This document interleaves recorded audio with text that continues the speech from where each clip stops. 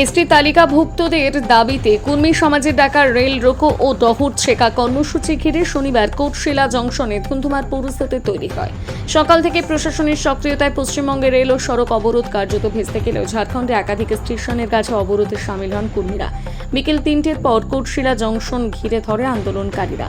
প্রথমে পুলিশ তাদের সরাতে গেলে বচসা থেকে ধস্তাধস্তি শুরু হয়, পরে লাঠিচার্জ এবং টিয়ার গ্যাস ছুড়লে আন্দোলনকারীরা রেল লাইনের পাথর তুলে পাল্টা হামলা চালায়। প্রায় আধ ঘন্টা ধরে পাথর বৃষ্টি চলার পর পুলিশ অবরোধকারীদের রেল লাইন থেকে হাঁটিয়ে দেয়।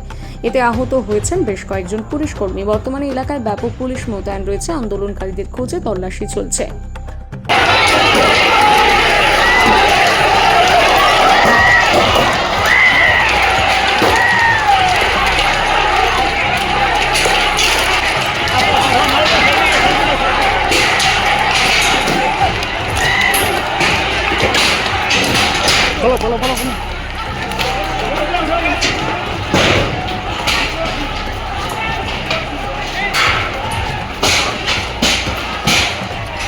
Follow.